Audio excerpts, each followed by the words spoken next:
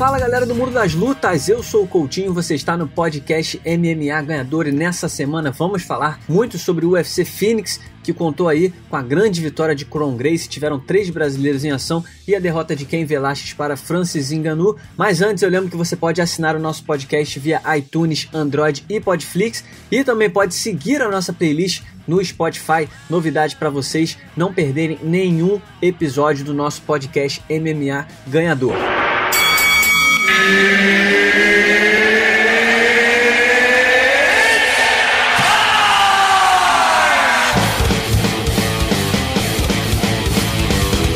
Galera do Mundo das Lutas, o convidado dessa semana é o Marcelo Baroni, repórter do Combate.com, que acabou de voltar de Phoenix, no Arizona, onde ele acompanhou de pertinho o UFC Phoenix. E a gente vai começar a nossa resenha dessa semana falando dos resultados. Marcelo cacete, né? Baroni, seja muito bem-vindo.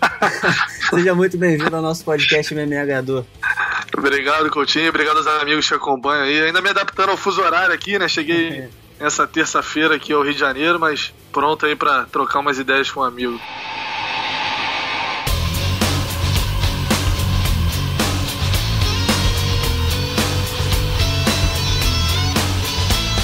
Legal, cara. Então vamos começar. A gente teve 3 brasileiros em ação no UFC Phoenix, começando de baixo pra cima, né? Quem lutou primeiro, a gente teve o Renan Barão, né? 4ª derrota consecutiva do Barão. O Barão, a gente tá sempre que ele volta, a gente sempre tem aquela esperançazinha de que ele volte a ser o Barão que foi um dia, mas o que a gente vê é que ele continua não conseguindo desenvolver, falta confiança, não tem poder de fogo. Enfim, uma situação bem complicada. Ele foi nocauteado pelo Luke Sanders, fez um primeiro round até decente, apareceu bem, mas no segundo round acabou não capitalizando os bons momentos que ele teve, acabou nocauteado.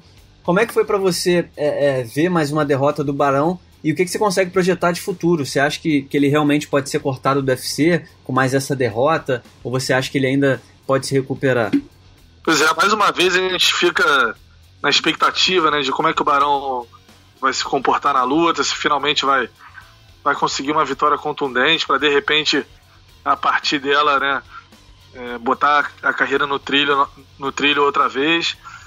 E mais uma decepção, né, cara? A gente não consegue ver o Barão ter uma boa atuação. Fez um primeiro round honesto, bom ali, pra mim 10-9 pra ele. Só que chegou no segundo round e não demorou muito, né, cara? 1 minuto e 1 segundo, se não me engano. O Sanders acertou uma bomba ali, o Barão já caiu bem avariado, né? Nocaute ali contundente, apenas uma vitória em 7 lutas, né, cara? É um retrospecto muito duro pra quem já foi. Se fosse um lutador normal, né, um lutador meio de tabela ali, a gente já seria um retrospecto bem ruim, mas a gente tá falando de um ex-campeão, um cara que, vencia por finalização, vencia por nocaute, versátil. Já foi eleito por Dana White, né, como um dos melhores do mundo, melhor peso por peso. Cara que enfrentava o Faber, a gente falava, vai dar Barão, enfrentava o Michael McDonald, o cara agressivo, finalizava, dava chute rodado. Pegou uma série de lutadores duros, ganhava com autoridade, não era aquele campeão modorrento, aquele cara chato de ver lutar, era um cara empolgante e se transformou nessa ladeira abaixo aí, cara, perdendo para lutadores estreantes, para lutadores que não tem nome na organização. Então, assim, eu acho que eu já achava que quando ele perdeu em São Paulo em setembro pro André Ewell, eu já achava que era uma luta decisiva para ele, ainda deram mais uma chance, agora com um nocaute tão duro, eu acho que o Barão vai passar no RH, infelizmente, e vai ter que repensar a carreira, se vai para uma outra organização, se vai voltar a lutar no Brasil, o que ele vai fazer pro futuro dele. E cara, qual que é o teu palpite? Você acha que o Barão ele consegue se reerguer em outra organização, de repente no Bellator da vida, no One UFC, enfim, você acha que ele consegue se reerguer em outro evento, ou você acha que diante do que ele tem apresentado no octógono já é o caso de pensar talvez em aposentadoria? O Barão tem 32 anos, né? Ele já luta MMA há muito tempo, mas ainda é um cara jovem. O Barão ele é novo em termos de idade, mas é um lutador muito machucado já em termos de quantidade de luta, né? Foram 34 vitórias, 8 derrotas, 1 no contest, ou seja, para lá de 40 lutas, 40 e poucas lutas.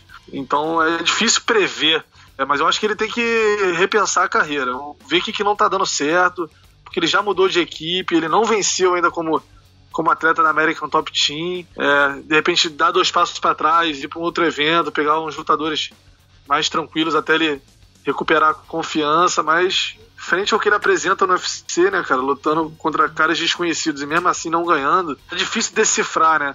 É difícil decifrar. A gente sempre fala que o problema maior dele é o psicológico, é a confiança, mas, cara, é uma ladeira abaixo que a gente viu poucas vezes, né? Me lembra um pouco o Johnny Hendricks também, que era um cara empolgante também, que nocauteava, acelerado e de repente... Reconhecível, né? Caiu, né, cara? Irreconhecível.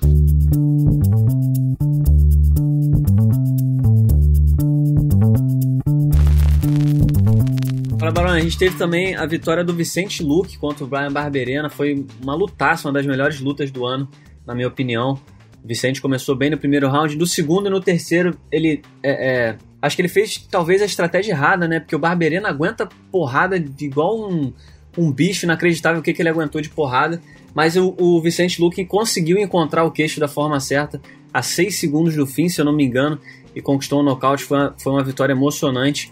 O que essa vitória diz pra você? Você acha que o Vicente ele realmente pode brigar no topo da categoria dos meio médios, que já é uma categoria embaçada com tantos nomes pesados? Agora são 4 vitórias consecutivas, né? Cara, eu acho que sim, é um cara... Acho que essa luta muda ele de patamar, tanto em termos de visibilidade, quanto a maneira que a organização vai vê-lo daqui pra frente, sabe? Ele foi um cara que só venceu por nocaute ou por finalização no UFC. Então, assim, ele mostra que ele é um lutador empolgante, um lutador versátil, ou ele finaliza ou ele nocauteia. Ele deu tudo ali contra o Barberena, né? Ele queimou ali, como ele mesmo disse, ele queimou ali a força no braço pra tentar finalizar, né? Tanto que no segundo round ele volta bem mais avariado, né? Porque ele, além dele ter sofrido o knockdown, ele jogou tudo que ele tinha ali na tentativa de finalização, né? Então a luta ficou bem mais difícil pra ele e a gente já tinha visto ele finalizando, nocauteando, e a gente não tinha visto o quanto ele aguentava de pancada, né? Se ele tinha coração, e realmente ele provou que é um dos melhores da nova geração aí, tem 27 anos só, treina em alto nível. Eu acho que é um cara que você tem que trabalhar como um dos bons valores que o Brasil tem dessa nova leva, dessa nova safra. É um cara que se expressa bem, fala 3 línguas, dá boas entrevistas, é um cara educado, um ótimo lutador, e eu acho que é um dos nomes a ser trabalhado aí pela organização, mostrou um coração incrível.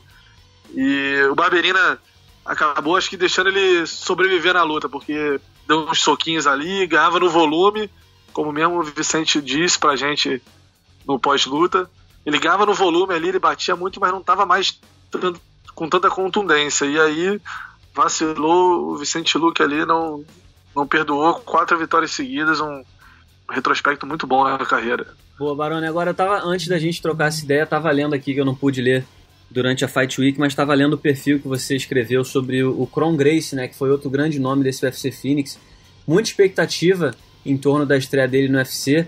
Um cara que tinha 4 lutas de MMA antes de chegar no UFC, e agora tem 5. Conseguiu mais uma vitória, finalizou Alex Cáceres sem muita dificuldade. Foi uma luta bem que se esperava, né? Acho que nas primeiras lutas, antes dele chegar no UFC, a gente viu que ele não é um cara que vai se arriscar na trocação. Ele até trocou um pouquinho ali no início, mas foi só o suficiente para enganar o Cáceres e conseguir a derrubada. Mas foi uma vitória muito interessante. Mas eu tava lendo, queria antes de falar do resultado, do futuro do Kron no UFC, queria que você falasse um pouquinho do que você sentiu dele, né? Você escreveu um perfil sobre ele, é um cara muito... Tem um perfil assim enigmático, é introvertido, não fala muito, é amigo do Nate, do Nick Diaz. Então, o que você sentiu dele assim? Como é que foi? Qual a avaliação que você faz dele como personagem? O quanto você acha que ele pode se desenvolver dentro do UFC? É claro que talvez ele não se torne aquele astro de ser um cara extrovertido e tudo mais, cada um tem seu estilo, mas não deixa de ser um perfil interessante, né, pro fã de lutas. Não, com certeza, cara. É um cara que... Eu escrevi justamente... ele sendo um cara meio enigmático, porque ele tá sempre com o mesmo semblante ali, então você não sabe direito se ele tá bolado, se ele tá... se é uma marra, ou se ele tá só focado mesmo, ou se ele tá concentrado. Fica difícil de você fazer uma leitura ali sobre ele, né? A Fight Week a gente sabe que o humor também muda um pouquinho, no pós-luta ele tava bem mais relaxado e tal, mas é um cara... ele é um pouco diferente, porque ele, apesar de ser brasileiro, ele é criado nos Estados Unidos, né? Ele é radicado lá há muitos anos, então ele nesse sentido assim, de ser um cara mais frio, ele parece bem mais um americano do que um brasileiro, sabe? Daquela coisa Às vezes o brasileiro você conhece, ele, o cara fala, pô, e aí, como é que tá, não sei o que, e ele é um cara que vai ficar mais um pouco mais sério ali, sabe, uma coisa mais menos calorosa, né?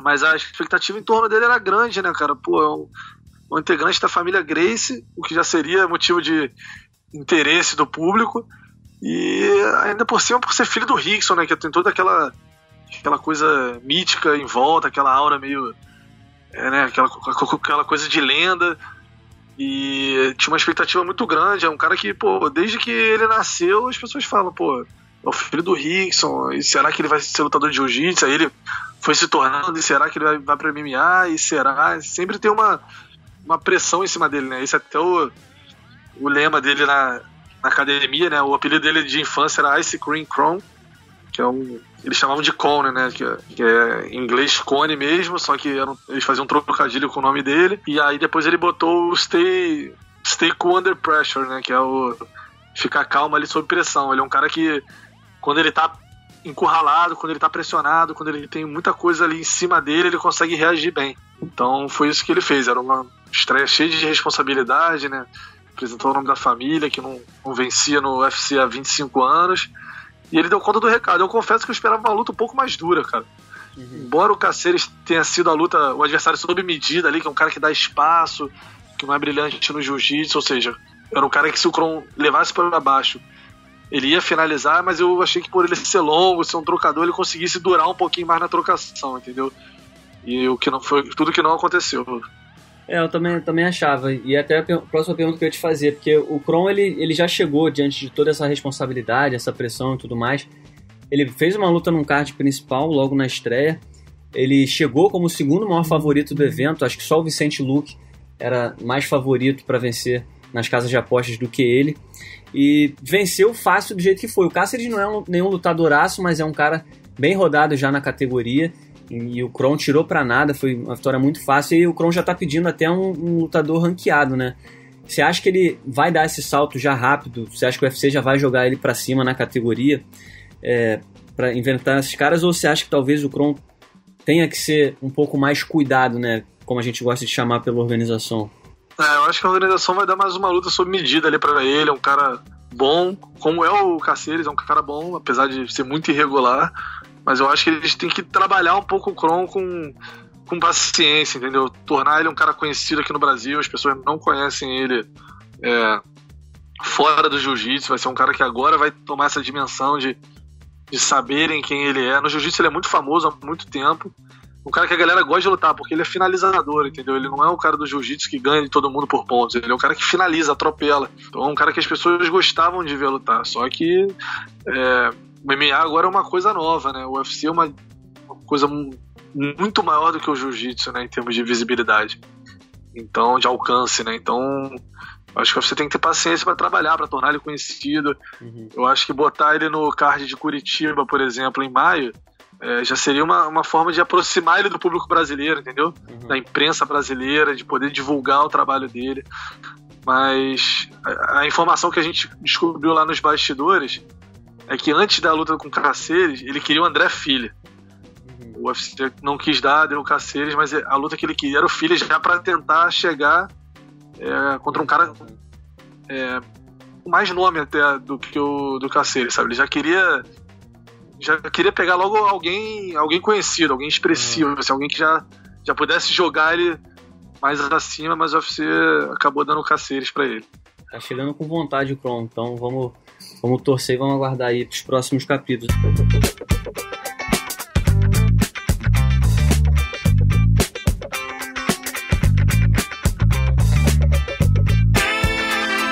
Mas agora, Barone, a gente teve na luta principal do UFC Phoenix, a luta entre os pesos pesados, Cain Velasquez, né, retornando aí depois de mais de 2 anos e meio parado, e o Francis Ngannou, que vinha de um nocaute relâmpago contra o Curtis Blaydes.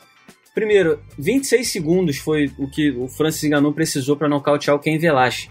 Te surpreendeu? A gente sabe que peso pesado tudo pode acontecer, né? Mas pelo menos, eu estava tratando o Cain Velasquez como favorito, mesmo voltando depois de todo esse tempo. Eu acho que ele tem um estilo, né? Exatamente o que o Francis Ngannou tem a maior dificuldade, que é o cara que sabe lutar, sabe ser agressivo, mas luta de forma estratégica. Mas enfim, o Cain Velasquez parece que foi com sede mais ao pote. acabou entrando no raio de ação e foi acertado pelo Ngannou. Depois a gente vai até falar sobre isso, né? Porque o Cain Velasquez falou que não foi acertado, que foi mais o joelho que atrapalhou ele, mas enfim. Primeiro eu queria saber se surpreendeu esse resultado da forma que foi tão rápido. Eu acho que surpreendeu não pelo nocaute, apesar de eu ter apostado no Velasquez, eu achava que o Velasquez podia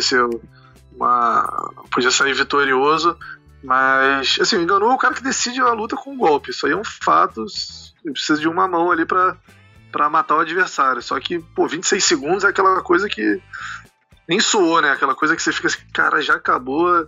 Agora, o Ngannou é um cara assustador, cara, vendo ali do lado do octógono, ele, subindo ali, o Velasquez é um cara grande e mesmo assim, o Ngannou é claramente muito maior que ele, assim, é um negócio um amontoado de músculo, assustador. Cara, gigantesco, mas foi isso, assim, acho que tem um ângulo ali da luta que mostra que tem um upper que entra ali no rosto do Velasquez, sabe? O Velasquez pareceu ter botado tudo em cima do joelho, que realmente colaborou, obviamente, né, mas ficou parecendo que foi só isso, não foi só isso, teve um golpe ali forte do Ngannou que entrou também, acho que pode ter sido um misto ali de ter sido a lesão aliada a um outro golpe. É uma pena, né, cara? Cain Velasquez, a torcida explodiu quando ele entrou ali, cara. Tem muito mexicano, muito latino e em Phoenix a gente vê muita bandeira, muita camisa da seleção mexicana. Ele entrou com uma música típica e a galera explodiu realmente, a galera gosta muito dele. E foi uma pena que, mais uma lesão, né? Já um cara tão machucado, tão castigado, né? Não merecia, depois de 2 anos e 7 meses, ter que colecionar mais uma lesão aí. Deve ser uma frustração muito, muito foda, né? Mas eu concordo com você, eu também acho que foram as duas coisas, eu acho que ele foi atingido. Assim, ele não levou nenhum golpe em cheio, mas, só de passar por perto a mão do Ngannou já machuca, né? Então, ele acertou meio que, se eu não me engano, no replay que eu vi, pelo menos uns 2 golpes passaram raspando, mas acertaram o suficiente para pelo menos balançar o Cain, e aí o joelho também ele sentiu e deu para ver no replay que logo que ele cai, ele já faz cara feia por causa do joelho, e aí não tinha mais luta a partir dali. Essa lesão no Cain Velasquez, o Cain Velasquez falou na coletiva de imprensa, né?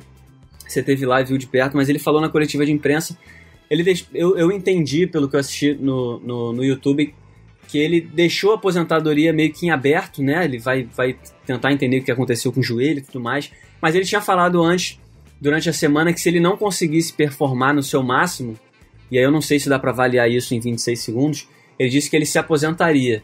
Pelo que você viu, pelo que você ouviu do Cain Velasquez na semana e depois da luta, qual é o seu palpite? Você acha que realmente existe essa possibilidade dele se aposentar diante, se for uma lesão séria e tudo mais? Ou você acha que ele ainda, de repente, vai tentar mais uma vez, já que foi tão rápida essa luta? Pois eu acho que ele só se aposentaria, só vai se aposentar se for uma lesão que exige uma cirurgia, uma recuperação muito dolorosa, aquela coisa de ficar mais de ano fora, entendeu? Aí eu acho que vai bater aquela coisa assim de, ter que voltar a estaca zero, já tá com 36 anos, então aí eu acredito que ele... Acho que tem que ser uma coisa muito grave. Se for algo mais tranquilo, eu acho que ele volta, porque não deu pra se testar, né? Você fica 2 anos e 7 meses fora, em 26 segundos, se lesionando, sabe? Se fosse em condições normais, sem lesão, foi mérito total do adversário, é uma coisa, né? Mas ele não deu nem tempo de saber se ele estava preparado, se ele estava bem condicionado, se ele sentiu a falta de ritmo. Realmente aquela luta que você foi com a sensação de que não deu tempo, né, cara? E é um cara que vem colecionando lesões, né? Pra você ver, a carreira do Cain começou em 2006. A gente tá em 2019, ele fez 17 lutas só. É muito pouco, é muito... Um cara que lutou em alto nível, que foi ex-campeão, é muito pouco. É um cara...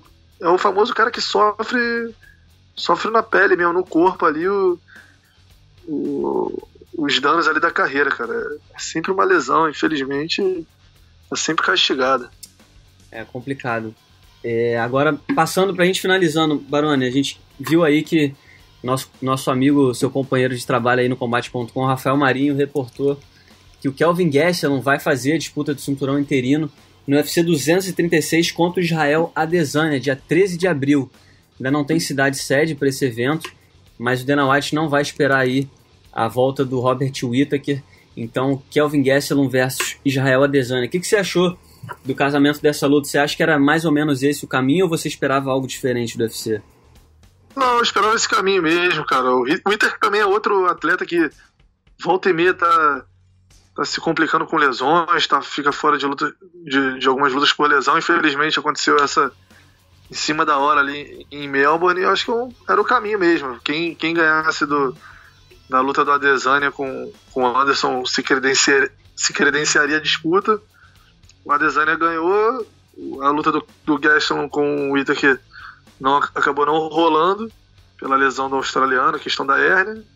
Então nada mais natural do que botar os dois ali enquanto o Whittaker se recupera. O Adesanya é o cara que é versátil ali, que é o cara que mais imprevisível. O Gastelum é um cara mais experimentado, mais experiente.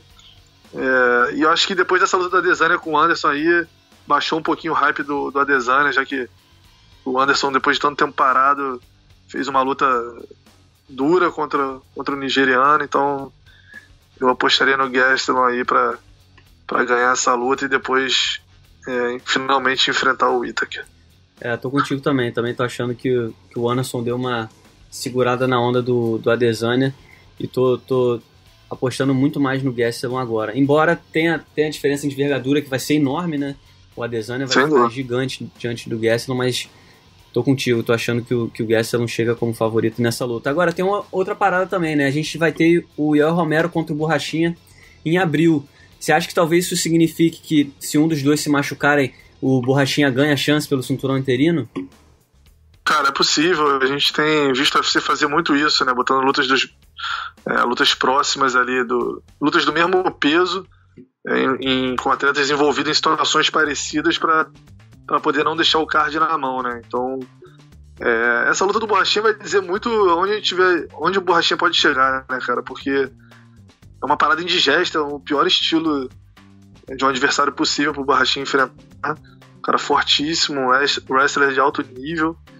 Se ele ganhar do Romero, vai ser difícil negar qualquer passo seguinte pro Borrachinha, porque ele vai mostrar que é um cara que não fala só, que ele vem subindo os degraus bem realmente passo a passo, não tá atropelando a fila e se emocionando e dando um passo maior que a perna. Foi pegando ali, foi subindo, né, pegou o Homem Ambulância, que é um nome conhecido, um nocauteador, fez uma pancadaria ali com ele, enfim, os dois se acertaram, trocação franca, enfim, no fim das contas o Borrachinha venceu a minha ambulância. Então, assim, tô bem curioso para ver o que ele vai aprontar contra o Romero, que para mim o cubano é o favorito e eu vou ficar surpreso se o Borrachinha conseguir nocauteá-lo.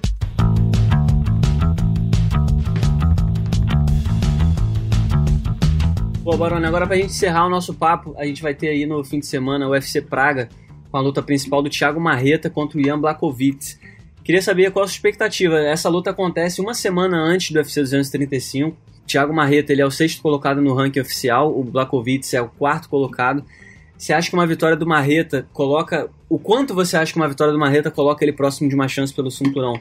Porque eu te faço a pergunta pelo seguinte, a gente sabe que existe a possibilidade do Daniel Cormier enfrentar o John Jones no futuro e tudo mais, mas o John Jones, depois que ele enfrentou o Gustafsson e até por ele ter aceitado a luta contra o Anthony Smith, ele me parece um cara determinado a realmente se focar na categoria dos meio pesados e retomar a sequência que ele... o recorde que ele já correu atrás, né, de consecutivas defesas de cinturão. Você acha que uma vitória do Marreta contra o Blachowicz realmente coloca ele ali na reta da disputa de cinturão? Cara, eu acho que coloca, sim, sem dúvida, porque eu acho que o que pesa mais a favor do Marreta é a forma como ele vem vencendo os adversários, né, cara? O Marreta, ele não tem feito luta burocrática, tem sido sempre um cara empolgante, a galera tem parado pra ver o Marreta, porque inclusive ele nocauteou, né, o Anthony Smith, se não me engano foi ainda no peso médio, né? Sim, isso mesmo. No ano passado, começo do ano passado. Só que o Marreta virou um cara empolgante, assim, se consolidou, né, como um cara empolgante, que vem, a galera quer, além dele ter, né, ganho visibilidade, porque ele tem feito um bom trabalho, a galera quer ver em ação, porque o Marreta é um nocauteador, né? Quer ver a porradaria que o Marreta vai botar no octógono. Não tem... É difícil ver uma luta morna do Marreta. Acho que a última que foi aquela no ano passado, ali em agosto, que ele teve... que a gente até cobriu a perda de peso dele, ele estava bem avariado e fez uma luta discreta ali com o estreante lá, o Kevin Holland. Mas, pô, essa luta com o Manu, pô, foi uma luta eletrizante, né, cara? Um poder de nocaute impressionante. Pegou logo um cara do topo, do filé ali, do meio pesado. Porra, emplacou um nocautaço. Então chega cheio de moral aí contra o Blachowicz. Luta principal na República Tcheca, e apostaria mais um nocaute do Marreta aí, e vai se aproximar. A questão é se o John Jones, depois de enfrentar o Anthony Smith, ele vai querer pegar novamente um cara que não é tão conhecido, que não vai vender em termos do quanto que ele está acostumado, né? Enfrentar grandes estrelas, tem a rivalidade com o Cormier. O Anthony Smith e o Marreta, por exemplo, são caras que vendem menos, né? E minha dúvida é se o John Jones vai querer realmente seguir nessa linha de limpar ali a categoria, focar ali na divisão, ou se ele vai querer dar mais algum passo ousado aí, ou finalmente fazer uma luta contra um peso pesado, ou escrever mais um capítulo com o Cormier, que ele é a pedra no sapato do Cormier, né? Verdade, ainda tem, tinha até esquecido, ainda tem essa possibilidade do John Jones lutar com peso pesado, que a gente sabe que ele já falou, inclusive, que é questão de tempo, né? Então pode ter isso também para atrapalhar aí o futuro da categoria.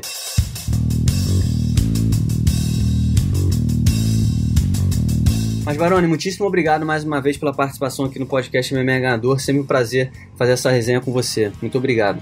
Valeu, Coutinho. Aprendi muito com você, continuo aprendendo. Obrigado pelo convite. Até a próxima aí. Quando quiser, é só chamar. Muito obrigado pela sua audiência. Eu espero que vocês tenham gostado de mais uma edição e eu volto na semana que vem. Até lá!